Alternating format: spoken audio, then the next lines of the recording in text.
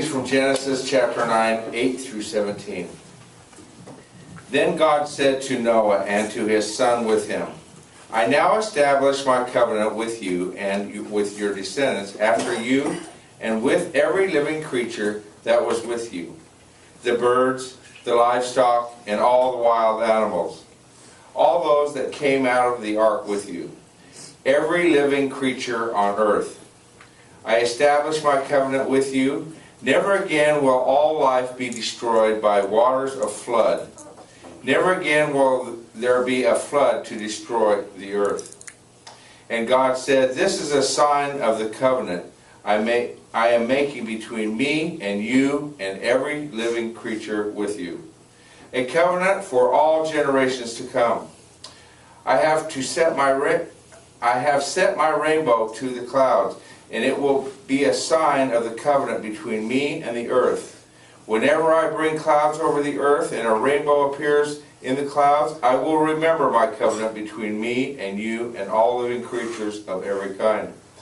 Never again will the waters become a flood to destroy all life. Whenever the rainbow appears in the clouds, I will see it and remember the everlasting covenant between God and all living creatures of every kind on the earth. So God said to Noah, this is a sign of the covenant I have established between me and all life on the earth. May God add a blessing to this reading. Amen. This first Sunday of Lent. You believe it? I want to invite you to be a part of the journey that we intend to take. So we intend to explore the covenants of God. We intend to find and to share meaningful prayers. And we intend to put action behind those prayers. Yeah. Amen. It's my hope that you will make a commitment to be present as we seek to deepen our walk with God. As we seek to learn of God. And as we seek to grow together. That's right. There's strength in numbers. This first Sunday we read about Noah and this amazing covenant that God made with Noah and the earth.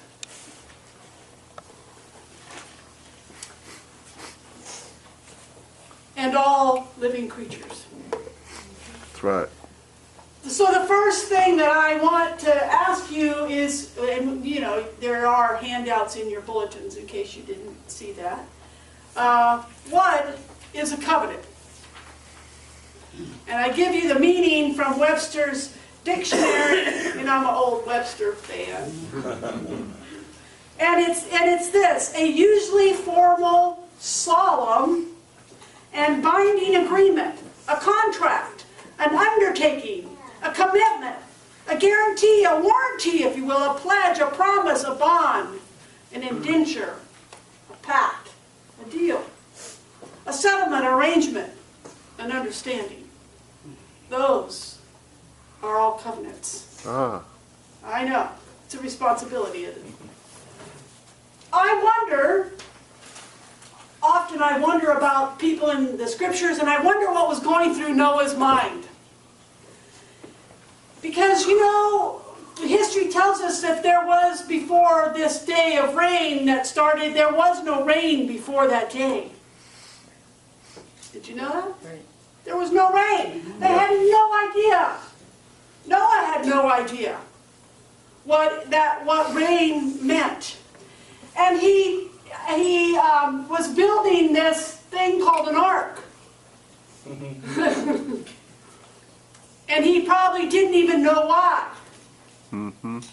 But, you know, Knew how to tell. he had an idea that something was shifting. There was something happening, and God had called him to do it.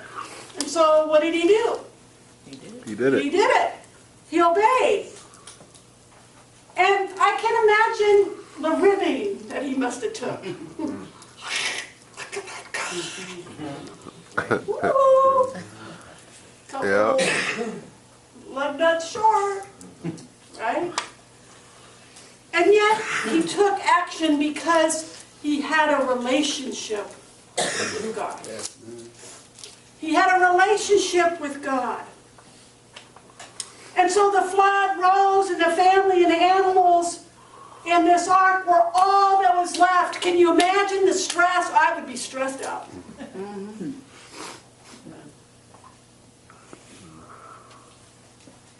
The emotions he's going through. Now, we often like to just tell the good parts of the story. I know I do. I like to tell the good parts. But people died that day. Lots of them. Yeah. And there's pain and loss. And yet, God goes on and makes a covenant with Noah. And not just with Noah, saints, with us too. That's right.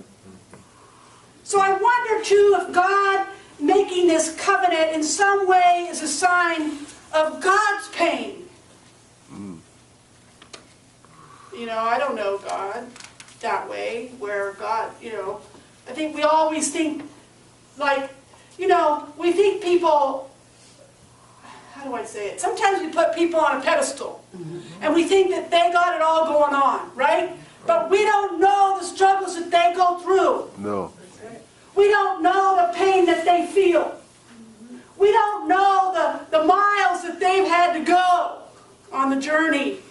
Right. We just see something, and some often what we see is a facade of their strength, right? Yeah. And I wonder if this was a sign of God's pain for humanity. Wow. God must now also be at pains with humanity Yeah.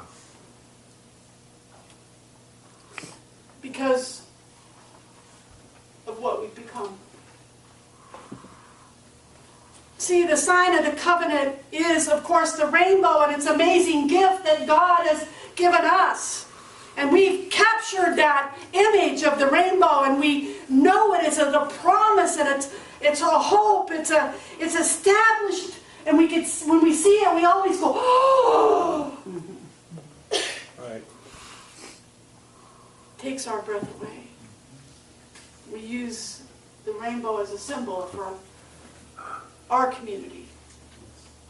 Now, covenant and all that definition are powerful and useful in helping us to remember. Remember why what we do. And covenants often come with the rainbow symbols, but they come with other symbols too. A ring on your finger. You see, I look at my wedding ring as a symbol of the covenant that I made to love and to cherish Marilyn, even when she's away. I miss her terribly. I made a covenant to forsake all others, and I remember of the unending love, this unending love that the circle of the wedding ring, it has no beginning, it has no end. It's unending. It's an amazing symbol. You know, covenants are made, but sometimes too often broken. Yeah. Why are they broken? Because they're hard. They're hard. They take work and more work and more work. How many years have you just celebrated? 38. 38 years. Praise God. Was it work? Yes. For me.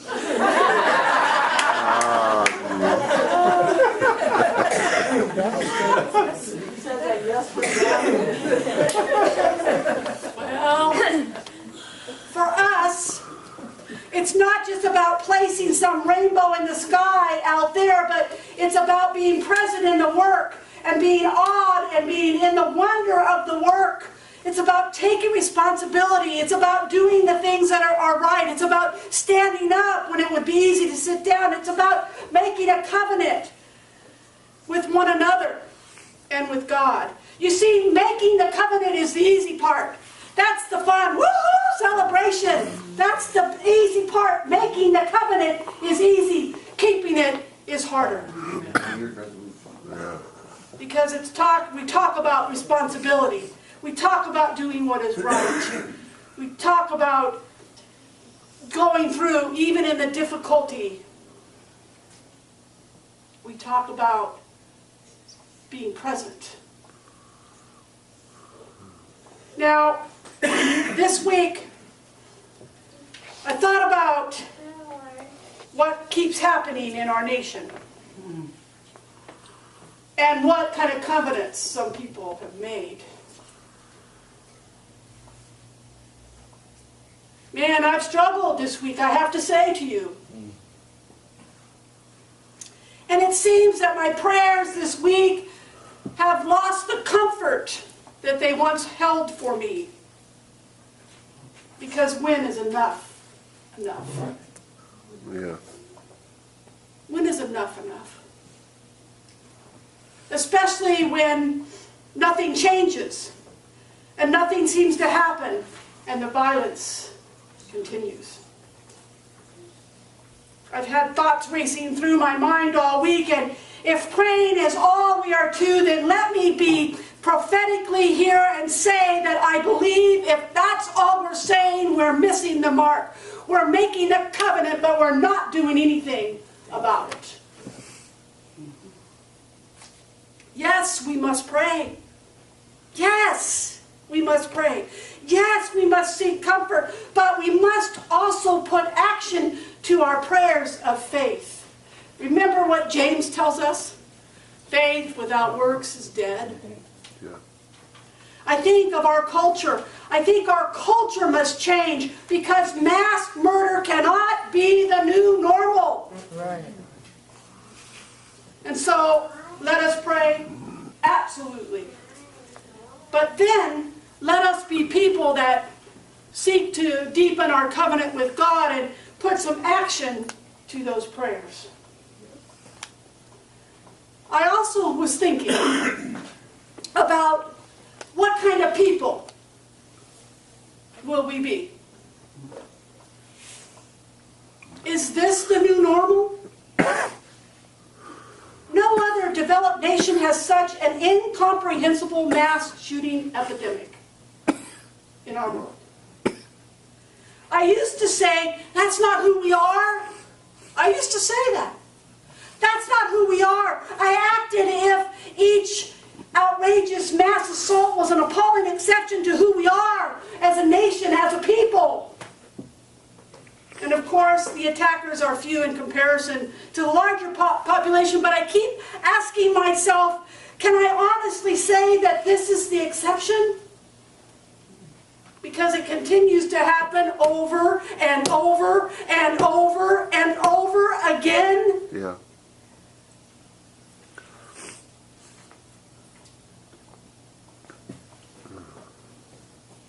It seems that those in authority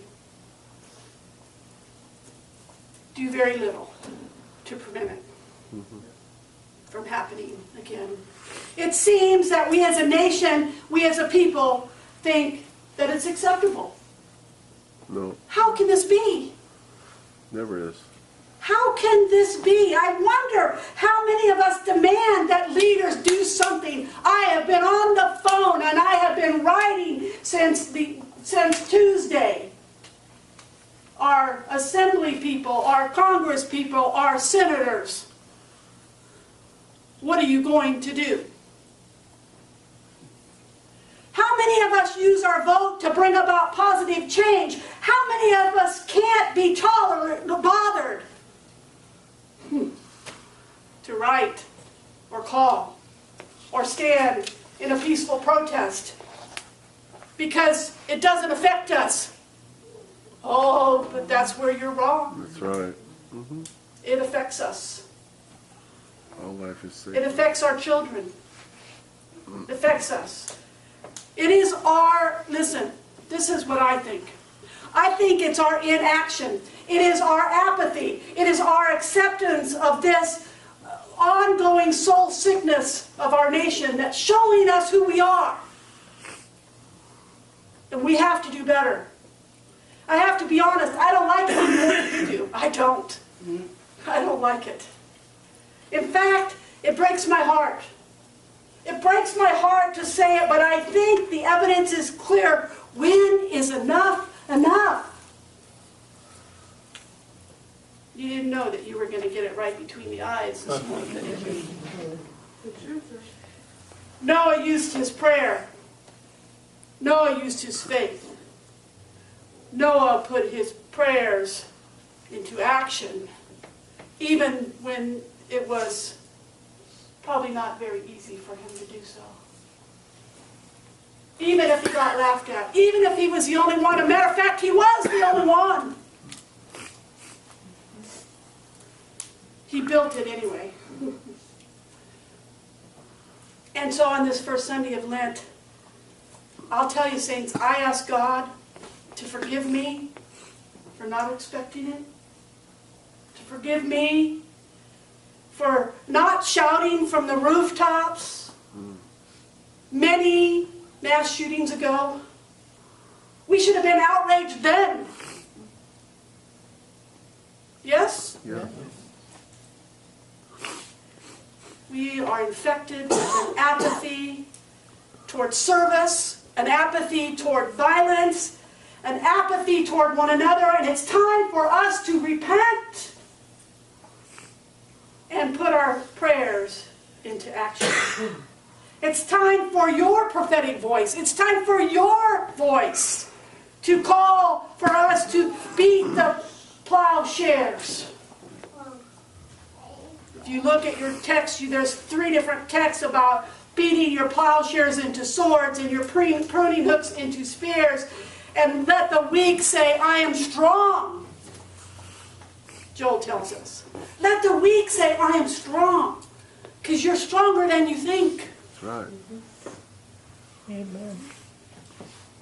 I suggest to us, saints, that this is not a political issue. I'm not talking about politics. No. I'm talking about, because there's many sides of merit. I'm speaking of a nation that calls itself good, democratic, and a place that is involved to allow this to happen routinely, where multiple deaths no longer stun us. We get numb to the news. And some of us don't even think about it very long after it's happened. Oh, another one. Sad. And so I want to ask you this morning, is this the kind of covenant people that God would have us to be? Is it? Is it? Is this the covenant of God for our lives? What kind of covenant are we going to make? And only you can answer that for yourself. And I'm telling you, I've been struggling. I'm struggling because I want to make a different kind of covenant with God. Enough is enough. And I have to tell you, I don't have all the answers, but I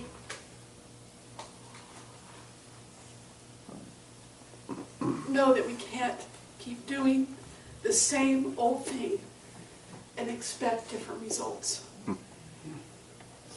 I know that for a fact. I know that there's a better way. God is the better way. That's right. And so on this first Sunday of Lent, I'm asking that you would seek God for the journey. And I'm asking that we do something a little bit different. I'm asking you to seek and to make a new covenant with God. What kind of covenant will you make? kind of covenant will you make?